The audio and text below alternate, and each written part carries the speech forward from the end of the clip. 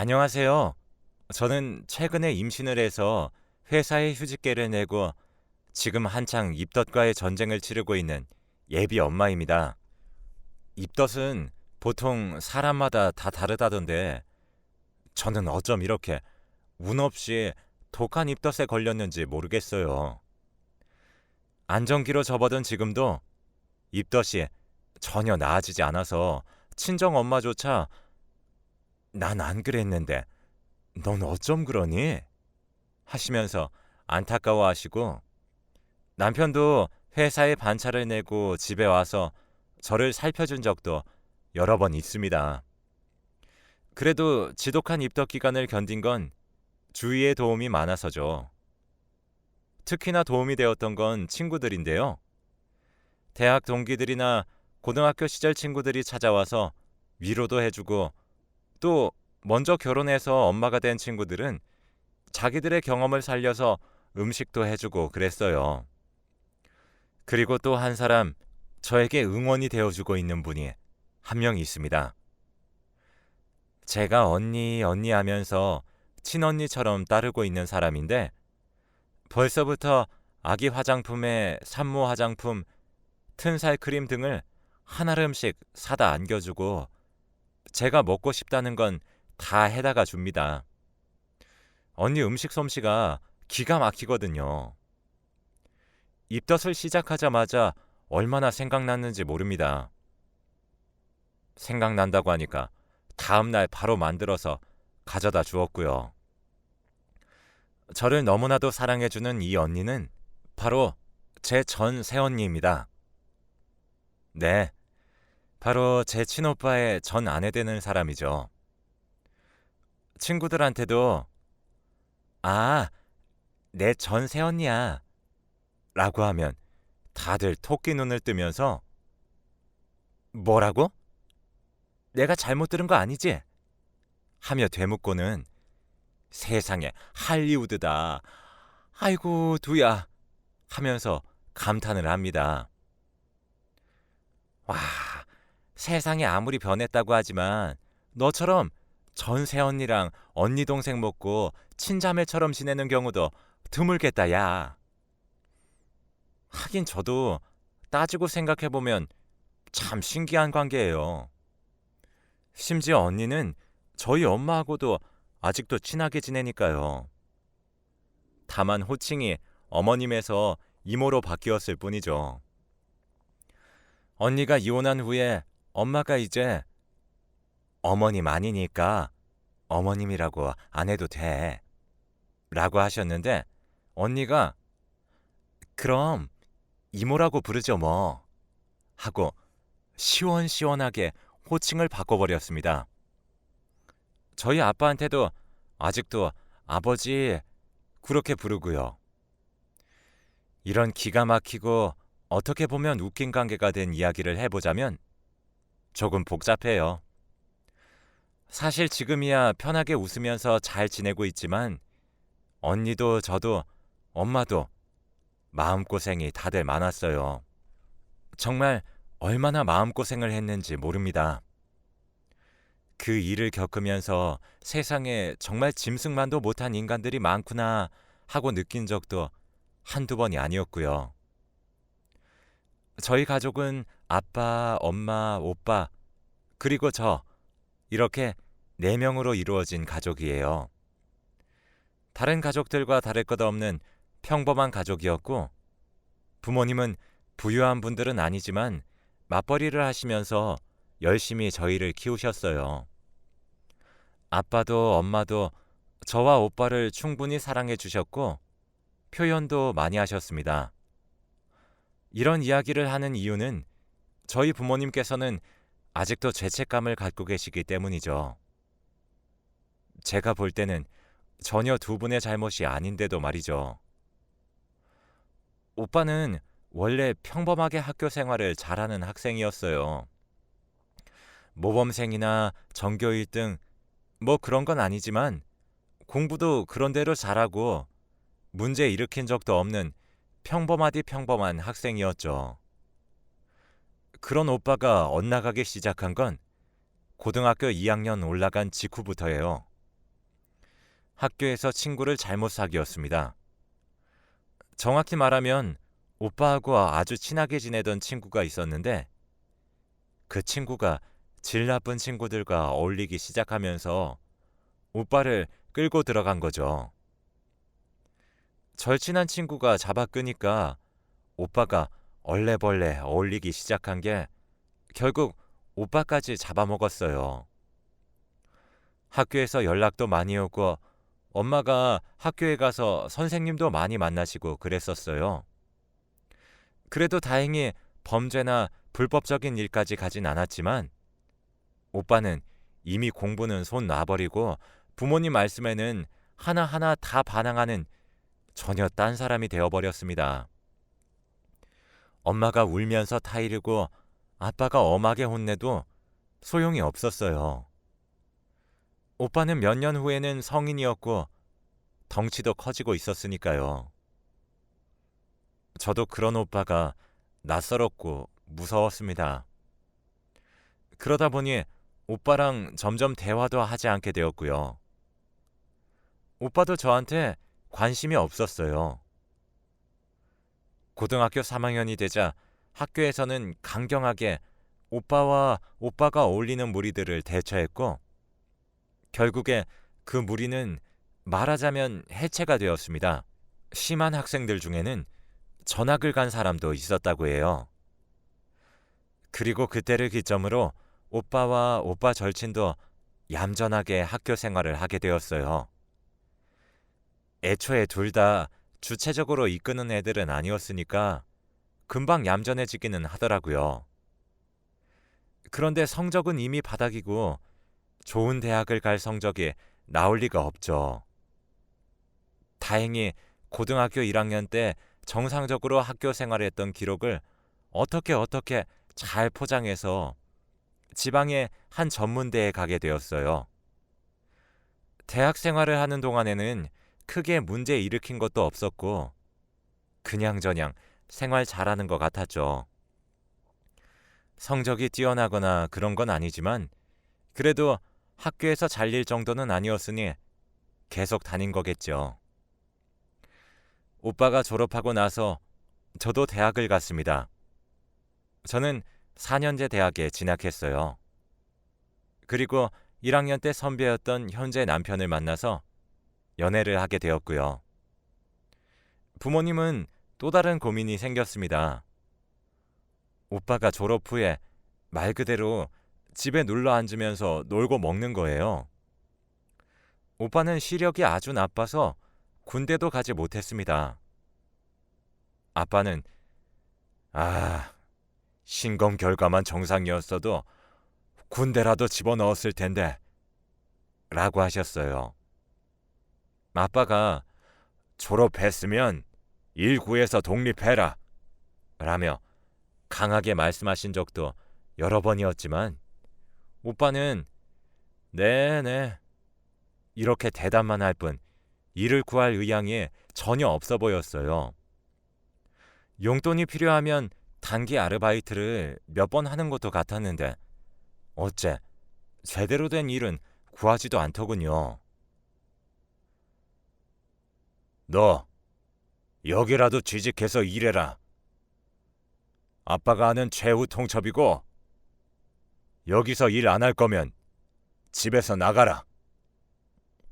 어느 날 아빠가 오빠에게 하신 말씀이었어요. 제가 대학교 4학년 때 일이었죠. 아빠는 아빠 대학 선배를 통해 어찌저찌 일자리를 구해오셔서 오빠에게 당장 내일부터 옷 차려입고 출근하라고 하셨어요. 어떻게 보면 아빠의 인맥발로 들어가게 된 회사지만 그렇게 해서라도 아들을 백수로 내버려 두기 싫으셨던 아빠 마음도 충분히 이해가 갔어요. 네가 안 구하니 내가 구해왔다. 이러면서 일하라고 강하게 말씀하시는 아빠 때문에 오빠는 결국 아빠 선배 되시는 그분의 사업체에서 일을 하게 되었습니다. 아빠의 눈치가 보여서 그런가 의외로 얌전히 출근도 잘하고 한번 일을 시작하니까 착실하게 잘 다니기 시작하더라고요. 저렇게 일하다 보면 언젠가 꼭 더 성실하게 일해서 사람답게 잘 살 거야. 엄마는 오빠를 믿어. 그래도 학창 시절을 그렇게 놀았는데? 그래도 엄마한테는 자식이잖아. 엄마는 내 자식이 애초부터 천성이 나쁜 애라고 믿지 않아. 엄마의 말이 그렇게 시원치는 않았지만 저도 당시 졸업을 앞두고 취업 준비로 바빴고 엄마의 희망적인 마음을 깨고 싶지 않아서 오빠 얘기는 거기서 멈추었습니다. 당시 오빠랑은 거의 남이다시피 얘기를 하지 않고 서먹함의 끝을 달리는 사이기도 했고요. 그래, 일하다 보면 성실하게 사람 되겠지 하면서 그냥 넘어갔었어요. 저는 대학교를 졸업하고 나서 한 기업에 취직했습니다. 남편은 졸업 후에 현역으로 입대해서 복무를 시작했고요. 내가 먼저 열심히 벌어놓을게. 제대하고 오빠 취직하면 결혼하자. 라고 했더니 남편이 난 진작에 적금 들어놨어. 하더라고요. 그렇게 저희는 결혼을 약속하게 되었죠. 이미 서로 부모님들께도 인사드린 상태였고 저희 부모님도 남편을 좋아하셨어요. 저도 시부모님께 처음 인사드렸을 때부터 좋게 봐주셔서 따로 인사도 드리고 종종 뵈었었고요. 그러던 어느 날이었습니다. 아마 제 기억에 남편 제대하기 정말 몇 주 전이었던 걸로 기억하고 있어요. 아버지, 엄마, 저 결혼하겠습니다. 뭐? 네가 결혼을? 네가 만나는 사람이 있었어? 네. 길게 만나진 않았지만 저랑 잘 맞고 좋은 여자예요. 결혼하겠습니다. 오빠가 난데없이 결혼 선언을 했습니다.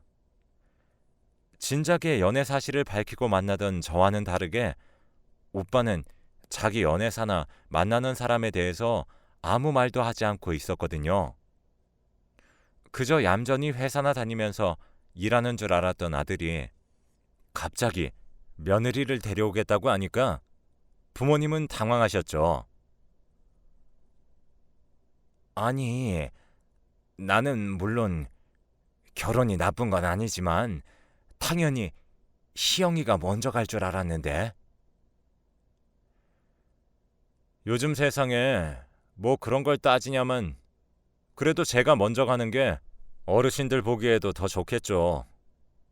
동생보다 오빠가 먼저 가는 게 낫잖아요. 이상한 논리이긴 했지만 아빠는 저놈이 그래도 가정 이루려고 하는 거 보니까 철이 좀 들긴 들었나 보다. 대책 없이 결혼하겠다고 하진 않겠지? 라고 하셨어요. 그러면서 상견례 날을 잡으라고 하셨고요. 상견례 필요 없어요. 그냥 저희 집 초대해서 식사하고 인사하면 돼요. 그 친구 부모님이 두 분 다 어릴 때 돌아가셨어요. 엄마는 당황한 표정을 지으시면서 그럼 집으로 날 잡고 데려오라고 하셨어요. 며칠 후에 오빠로부터 문자가 와서 그날 저녁 식사에 제 새언니가 올 거라고 했습니다. 저는 괜히 긴장이 돼서 퇴근 시간이 다가와도 기분이 썩 가볍지 못했습니다. 집에 가서 엄마 상 차리는 것부터 도왔어요. 집에 며느리 온다고 갈비찜에 잡채까지 하셨더라고요. 그리고 마침내 도착한 예비 새언니는 저보다 한 살이 많은 사람이었습니다. 첫인상은 동글동글하고 참 순해 보이더군요. 수줍게 저와 엄마 아빠에게 인사하는 언니는 목소리도 그렇게 크지 않았고 소위 말하는 못된 새언니의 인상은 전혀 없는 사람이었어요. 솔직히 속으로 오빠에 비해 너무 아깝다고 생각했죠. 어쩔 수 없는 일이었지만 오빠의 학창 시절 때와 엄마 아빠에게 반항하던 모습들, 졸업 후 게으르게 집안에서 과자나 먹던 모습들이 떠올랐거든요. 그래도 가정 이루고 나면 더 열심히 살겠지. 이런 생각을 하면서 마음속으로 예비 새언니를 응원했어요. 예비 새언니는 양친을 사고로 잃고 고교 졸업 후 바로 취업을 해서 일하고 있었죠. 오빠와는 오빠의 회사랑 거래처 연결이 되어서 오다 가다 만났다고 합니다. 부모님도 착한 며느리를 데려온 것 같다고 하셨고 결혼을 허락하셨습니다. 아빠는 오빠가 방황하던 시절부터 엄하게 대하시고 혼내기도 하셨지만 그래도 아들이 가정을 꾸린다고 하니까 지원도 넉넉하게 해주시고 신혼집도 구해주셨어요. 결혼식도 예비 새언니의 가정 사정상 크게 올리지 않았고 작은 식장에서 조촐하게 올렸어요. 언니와 오빠는 저희 집 근처에서 멀리 안 떨어진 곳에 살림을 차렸고요. 새언니하고는 사실 처음에는 어색했습니다. 아무래도 오빠랑 저의 사이가 서먹하니까요. 언니는 저를 보면 예의를 갖춰서 아가씨 아가씨라고 부르고 존대도 했지만 아무래도 만난 지 얼마 안 되어서 어색하더라고요. 더군다나 저는 못된 시누이가 되기는 싫어서 일부러 언니네 집에 간섭하는 것처럼 보인다거나 그런 오해를 사기가 싫어서 일부러 거리를 둔 것도 있고요. 그래도 언니는 엄마한테 참 잘하더군요. 사이가 좋은 고부관계였죠. 엄마도 걔 붙잡아서 가정 이루게 한 것만도 고마운 애야 하시면서 일체 시집살이 안 시키려고 하셨는데 언니가 먼저 엄마한테는 어머니 같이 점심 먹어요. 어머니 잘 지내고 계시죠? 어머니 저번에 반찬 너무 맛있었어요 하면서 문자도 보내고 살갑게 굴었거든요. 애가 부모님 사랑이 많이 고팠나 보다. 그러니 시애미한테 이렇게 살갑게 굴지. 내가 엄마는 못 대어줘도 잘 대해줘야지. 아휴, 참 말도 이쁘게 해. 시모 복이 아니라 며느리 복도 있는가 보다. 그러다 보니 엄마도 며느리를 예뻐하시고 오빠가 늦게 퇴근하면 종종 집으로 불러서 저녁도 같이 먹었습니다. 아빠도 새언니를 좋아하셨고 저도 그런 식으로 언니랑 얼굴을 보다 보니까 점점 어색하지 않게 인사도 하고 안부도 묻고 하는 사이가 되어갔어요. 오히려 오빠보다도 더 가까워졌죠. 사실 제가 언니와 오빠와의 결혼 생활을 다 알지는 못합니다. 말씀드렸다시피 오빠와는 서먹서먹해져 있었고 저도 곧 남편이 제대하고 회사에 취직을 했거든요. 이제 제가 시집갈 차례가 된 거죠. 남편이 취직해서 지금까지 일하고 있는 곳은 나름 네임밸류도 있고 신입이라도 초봉이 넉넉했던 곳이었습니다. 저도 남편도 대학 시절 아르바이트부터 모아온 돈이 있고 또 적금도 있어서 남편이 취직함과 동시에 자연스럽게 결혼을 진행하는 걸로 이어졌어요. 그 과정에서 간간히 언니가 이런저런 정보도 알려주고 자잘한 선물도 줘서 언니랑은 더 가까워졌네요. 물론 오빠랑은 그대로였고요. 언니는 오빠랑 잘 지내요? 나랑 엄마한테만 너무 자주 연락하는 것 같아. 네, 뭐 잘 지내요. 오빠가 워낙 일을 열심히 해서요. 저도 회사 일해서 알잖아요. 얘기 들어보면 잘 지내는 것 같았고 언니랑은 가까워졌어도 오빠는 관심이 없어서인지 더 깊게 물어보고 그럴 생각은 들지 않았습니다. 아무튼 그렇게 저도 결혼 준비 잘 마치고 결혼했고 집에서 독립해서 남편이랑 같이 살게 되었어요. 결혼하고 나서도 저는 더 열심히 일을 했고 나름대로 신혼부부라고 평일에는 일하고 주말에는 남편이랑 놀고 하느라 집에는 신경을 통 쓰지 못했어요. 부모님께도 간간히 안부 전화나 문자만 드리고 예전처럼 많이 얼굴 뵙지도 못했고 언니랑은 더더욱 보지 못했죠.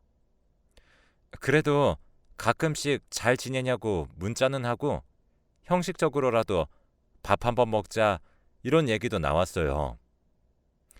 그러던 어느 날이었습니다.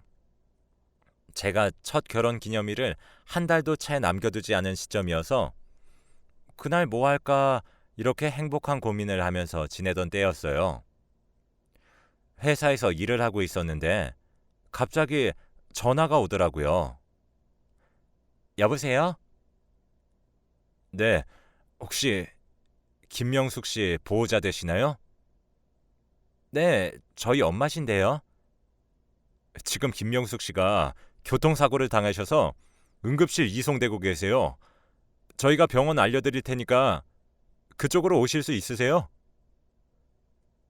정말 그 말을 듣고 정신줄을 어떻게 잡았는지 모르겠어요. 넋놓고 있는 저를 회사 선배 언니가 잡아 흔들면서 정신 차리고 얼른 가보라고 가방을 챙겨주었고 저는 혼이 나가서 가방을 챙겨 회사를 빠져나가 택시를 금방 잡고 병원으로 출발했습니다. 택시 안에서 남편에게 전화해 상황을 얘기하면서 울음을 터뜨렸죠. 남편은 저를 달래면서 자기도 금방 가겠다고 걱정 말라고 해주고 제 모습을 보신 택시기사님도 아유 어쩌나 이봐요 아가씨 울지 마요. 내가 금방 갈 테니까 정신 단단히 차려야지 하시며 속도를 높여주셨어요. 응급실에 도착하니까 난리통이었습니다.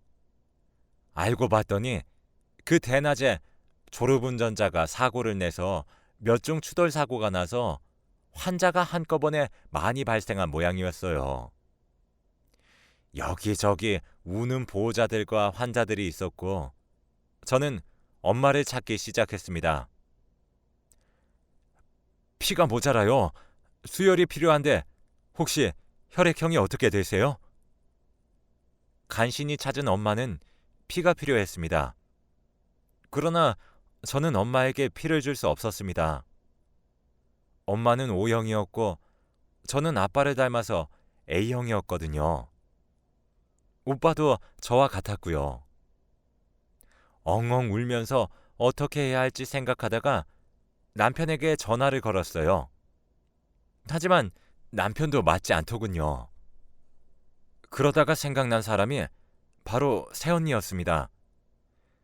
언니에게 전화를 걸었더니 한참 후에 받더라고요. 언니는 우는 제 목소리를 듣고 놀라더니 제가 사정을 설명하자 잠시만 기다려달라며 전화를 끊었어요. 조금 뒤에 언니에게 문자가 왔더군요. 내가 O형이에요. 아가씨, 내가 금방 갈게요.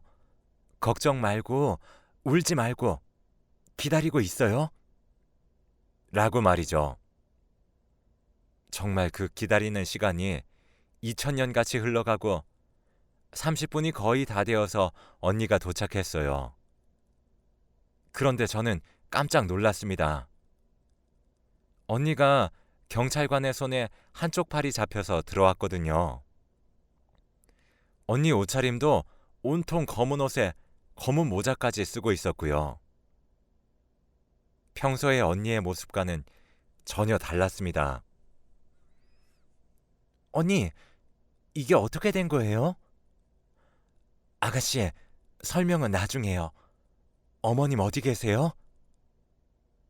일단 엄마가 우선이었기 때문에 언니는 의사를 따라갔고 그렇게 급하게 언니의 피를 뽑아서 엄마는 수술방에 들어가셨어요. 남편과 아빠가 도착했을 때 엄마는 수술방을 나오셨고 무사히 수술이 끝났다는 소식을 듣자 저도 언니도 모두 안도하며 눈물을 펑펑 쏟았습니다.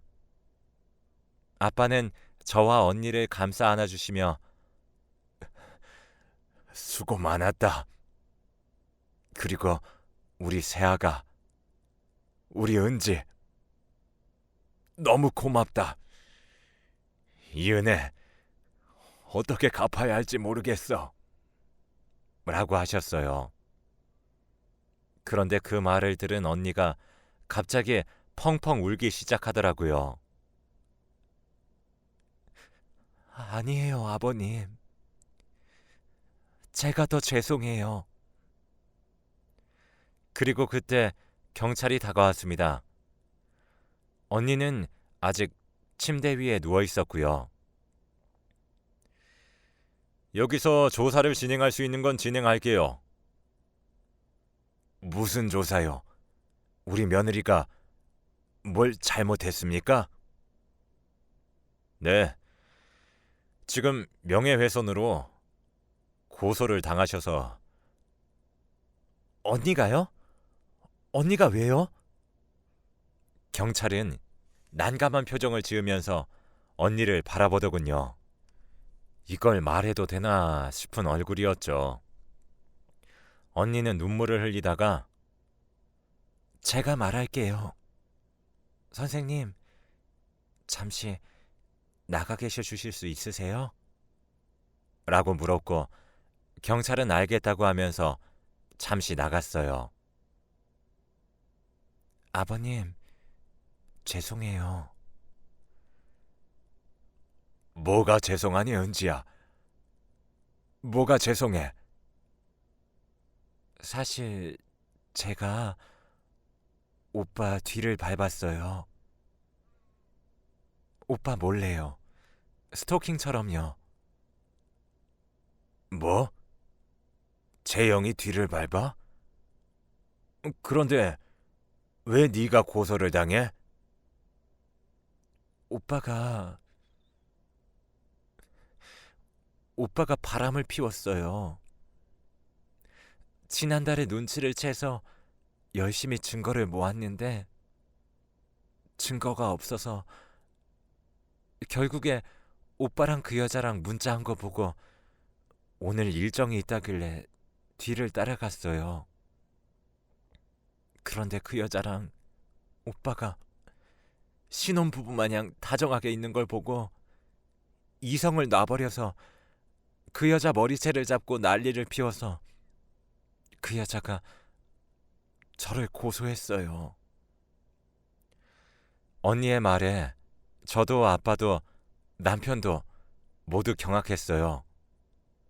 언니는 서럽게 엉엉 울면서 자기 핸드폰을 확인해 보라고 거기 증거가 다 있다고 했죠. 저는 급하게 언니 핸드폰을 찾아서 확인했습니다. 정말 가관이더라고요. 당당하게 그 상간녀랑 셀카를 찍고 문자로 온갖 미러를 속삭이고 이딴 인간이 내 오빠라는 걸 믿기 싫을 만큼 더러운 증거들이었습니다. 하지만 가장 화가 나신 건 아빠였어요. 분수에 넘치는 착한 아내 맞았으면 모시고 살아도 모자랄 판에 뭐? 바람을 피워? 이 자식 어딨어? 오빠는 그 여자랑 경찰서에 있어요. 아가씨 전화 받고 제가 경찰분들한테 빌었어요. 어머니만 제발 살리고 오게 해달라고. 피가 저랑 유일하게 맞아서 제가 살려야 한다고요. 이 짐승만도 못한 놈. 지혜미가 죽어가는데 지는 바람난 여자 끼고 경찰서에서 기다리고 있어? 지금 당장 가야겠다. 거기 경찰 선생, 우리 며느리는 내가 데리고 갈 겁니다. 희영이 너는 김서방이랑 엄마 지키고 있어. 아빠, 언니도 아직 쉬어야 되잖아. 그냥 그 자식 보고 오라 그래. 저도 화가 나서 소리쳤고 중간에 끼신 경찰분만 난감해지셨어요. 어쨌든 언니는 지금 고소를 당한 상태니까요. 언니가 회복해야 한다는 걸 참작해서 다행히 며칠은 시간을 벌 수 있었어요. 엄마는 그 사이에 의식을 찾으셨지만 충격을 받으실까봐 일단은 오빠 이야기를 절대 하지 않았습니다. 아빠는 그 사이에 아는 지인과 인맥을 총동원해서 유능한 변호사들을 만나고 다니셨고요. 그 중에 아빠가 판단하셨을 때 가장 사람이 괜찮아 보인다는 분을 언니의 이혼소송 변호사로 붙이셨어요. 아빠, 괜찮아? 세상에 아들 이혼소송 거는 아빠는 아빠밖에 없을 거야. 그놈은 내 아들 아니야. 내 자식은 희영이 너 하나야. 참을인 자 3번이면 살인도 면한다고 하는데 내가 그놈 학창시절부터 참았어. 어디 감히 그런 착한 아이한테 그래? 위자료도 두둑히 받아내게 할 거고 상간녀 그 여자도 은지 고소한 것 가만두지 않을 거다. 언니 앞에서는 당당하게 큰 소리 쳤던 것 같던데 저희 아빠를 보니까 오빠고 그 여자고 둘 다 아빠 앞에서는 벌벌 떨더라고요.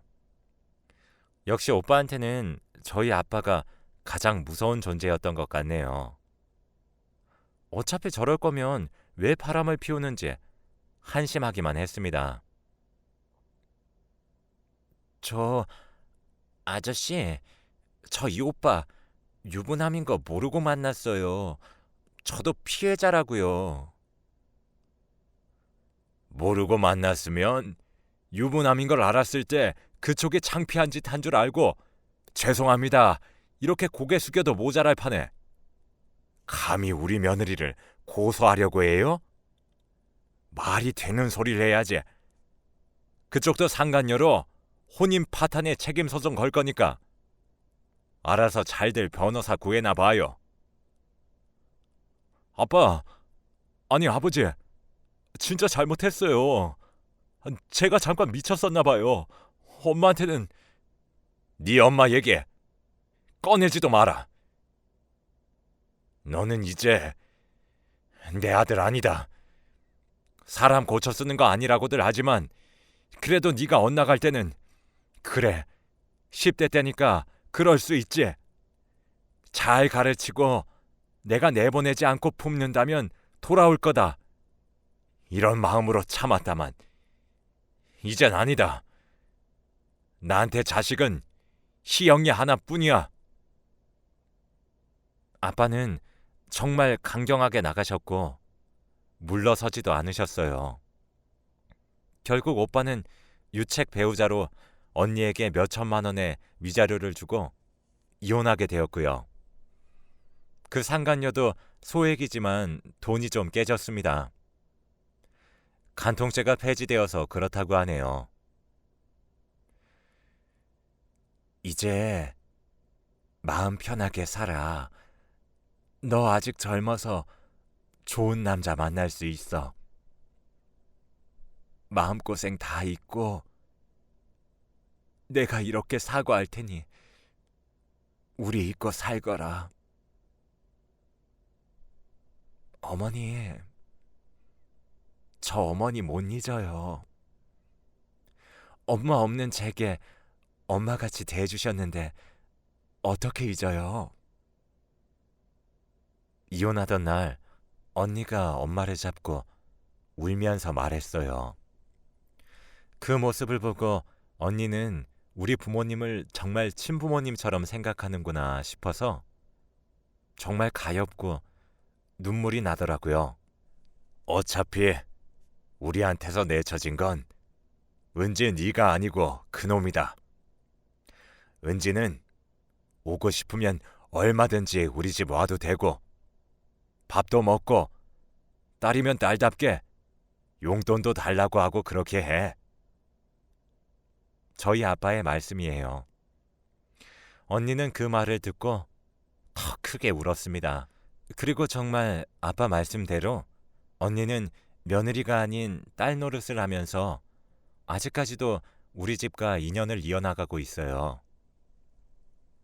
참 이상한 게 오빠가 빠지니까 언니하고도 급속도로 더 친해지게 되더라고요.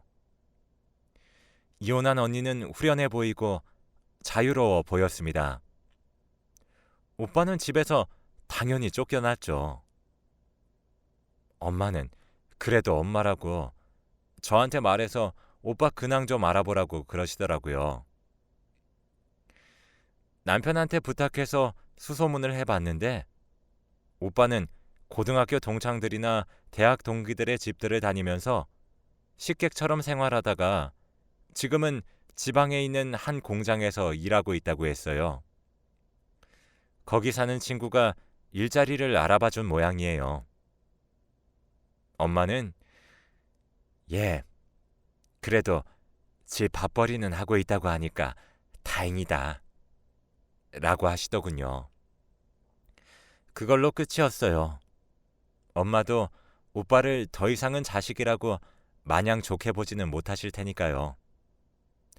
저도 사실은 아직까지도 오빠에게 화가 풀리지 않았고 용서를 못한 상황입니다. 언니가 살아온 세월을 생각하면 더 그래요. 부모도 없이 혼자 열심히 살았는데 언니에게 또 한 번 상처를 준 거니까요. 그래도 지금은 언니가 우리 가족과 잘 어울리고 행복하게 잘 살고 있으니까 다행이란 생각이 드네요. 태어날 제 아이에게도 멋진 이모가 되어줄 것 같고요. 앞으로 행복하게 열심히 살겠습니다. 사연 들으시는 분들도 행복하시고요. 지금까지 들어주셔서 감사합니다.